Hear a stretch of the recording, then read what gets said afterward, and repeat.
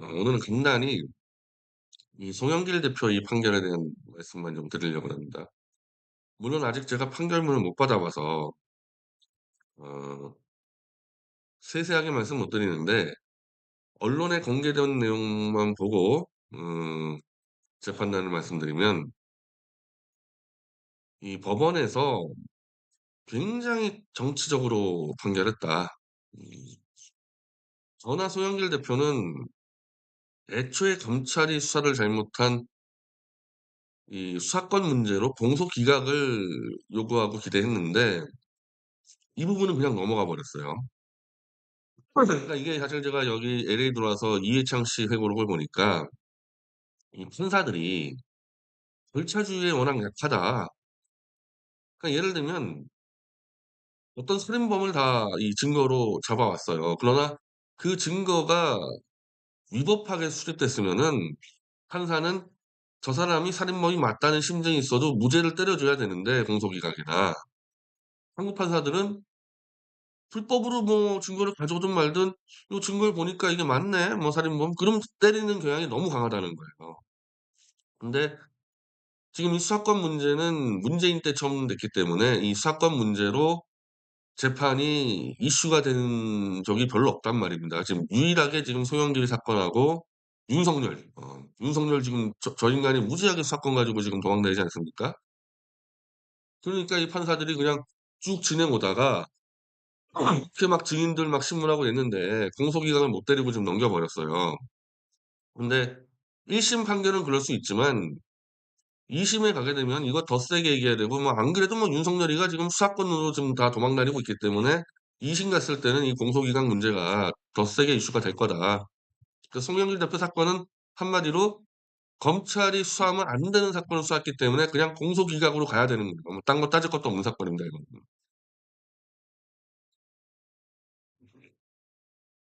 두 번째는 지금 "소형길 구속됐다." 이렇게 나오니까 마치 박근혜가 탄핵당하니까 뇌물 먹어 탄핵당한 것처럼 알듯이 아마 지금 일반 국민들 10명 중에 9 명은 결국 돈 봉투 때문에 구속된 줄 알 겁니다 오늘. 근데 돈 봉투가 무죄가 나왔어요. 그래 가지고 지금 몇몇 이 채널에서는 제가 깜짝 놀라고 이 월간조선 최병묵 편집장의 유튜브 보니까 이건 송영길에게 굉장히 유리하게 판결이 나온 거고 다른 걸로 소영길이 구속됐더라도 결정적인 돈 봉투가 무죄가 나와서 소영길은 억울하다고 항변할 여지가 생겼다. 음. 그러니까 일반적으로 송영길이 돈 봉투로 유죄가 나올 거라고 예측한 사람들 입장에서는 이건 거의 그냥 소영길한테 무죄 나온 거랑 똑같다.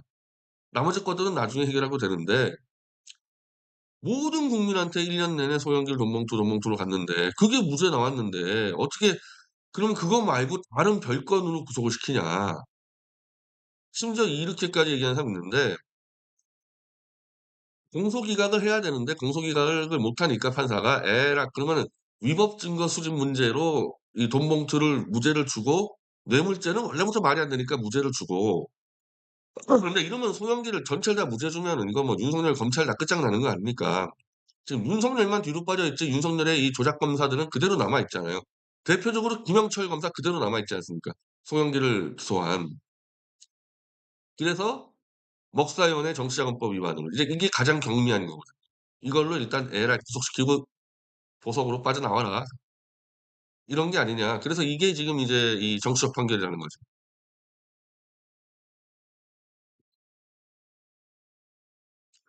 근데 이제 여러 가지 이제 이 문제 제기하는 언론을 보면은 "왜 이정근 녹취록을 증거로 인정하지 않았냐, 송영길 사건에서는. 그럼 나머지 돈 봉투 받은 사람 사건은 인정이 됐는데 이정근 녹취록이 왜 송영길 사건만 인정이 안 됐냐." 그러는데 일단 첫 번째로 이정근 녹취록에서도요. "송영길이 돈 봉투 뿌려." 이렇게 얘기한 증거가 없어요. 이정근이가 소형길 돕는 애들이 이렇게 해 가지고 돈을 나눠서 뭐 예를 들면은 종성이 걔는 뭐 100만 원을 원했다. 그래서 줬다. 이정근 지가 이 강대구 이 감사와 같이 이제 돈을 나눠 준 얘기를 하고 있지 이거 송영길이가 시켰어요? 이 녹취 안 나옵니다 전혀. 근데 나중에 이제 이정규는 이제 그 검찰에게 이제 한마디로 이제 그 협박을 받든지 검찰의 회유에 넘어가서 뭐 자기가 송영길 보고했다고 얘기했는데 그건 자기 증언일 뿐이지 이정근 녹취록에 송영길이가 뿌리라 그랬다는 얘기 하나도 안 나와요. 그러니까 사실은 이 녹취록은 인정됐다 하더라도 송영길이 돈 뿌린 증거로는 별 가치가 없거든요. 근데 거기에 돈을 받은 사람 실명은 나와요, 한 몇 명은. 그러니까 지금 얘기하고 있는 윤관석이나 이종석인가 허종석인가 하여튼 하여튼 그 받은 사람들이 그쪽에서는 이게 증거가 될 수 있는데 이게 소영길한테는 이게 증거가 인정돼도 아무 관계가 없는 건데 만약에 이 판결을 이 사람이 판사가 그러면 그 녹취 말고 소영길이 이 직접적으로 "야 얘네들한테 한 100만 원씩 뿌려." 이런 또 증언이 있었냐? 또 그런 증언도 없었어요. 그러니까 돈은 돈 거는 정황적으로 맞아. 근데 이 돈을 송영길이 돌렸냐라는 증거가 하나도 없었단 말입니다. 만약에 이 판사가 모든 증거를 보니까 소영길이 개입한 증거가 전혀 없었다. 이렇게 판결 내려버리면은 또 검찰이 또 얼마나 열받겠습니까, 검찰이.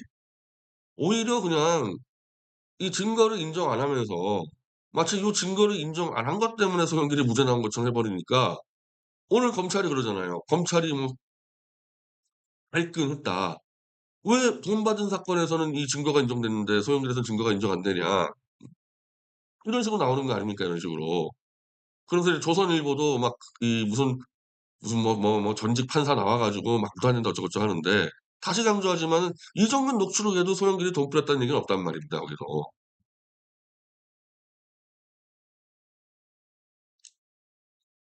그리고 또 하나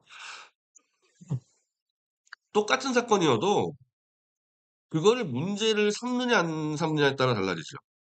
예를 들면은 돈봉투 연관된 사건은 선거 사건이기 때문에 검찰이 수사 못 한다. 그래서 공소기각해야 된다. 이건 송영길 쪽에서만 주구장창 주장해 가지고 밀어붙였던 거고 나머지 사람들은 그 얘기를 안 해요. 예, 나머지 사람들도 이 절차주의를 잘 모르니까. 이 증거에 대해서도 이정근 녹취록 증거에 대해서도 송영길 쪽이 계속 문제를 삼은 거지 나머지 사람들은 그렇게 문제 삼지 않았단 말입니다 이게. 그러니까 판사 입장에서야 우는 아이한테 젖을 주는 거거든요. 이게 잘못됐어도 피고 쪽에서 주장을 안 하면 그건 그냥 제끼는 거예요. 송 대표 쪽에서는 계속 주장을 하고 심지어 이제 이정근과 검찰의 유착 관계까지 계속 주장을 했고 이정근을 뭐 11번 불렀는데 조서도 없고 이래서 검찰이 회유 협박했다라는 말을 계속했기 때문에 이번에 이 재판부에서는 이정근이 이 녹취록의 증거를 다 마음대로 쓰라 그랬던 거는 협박일 수가 있다. 이런 식으로 표현이 나와요, 이 판결문에. 그건 뭐냐? 송영길 쪽이 그 근거를 계속 제시했기 때문에 그래요. 그러니까 왜 다른 사건에서 인정됐는데 여기서 인정 안 됐냐?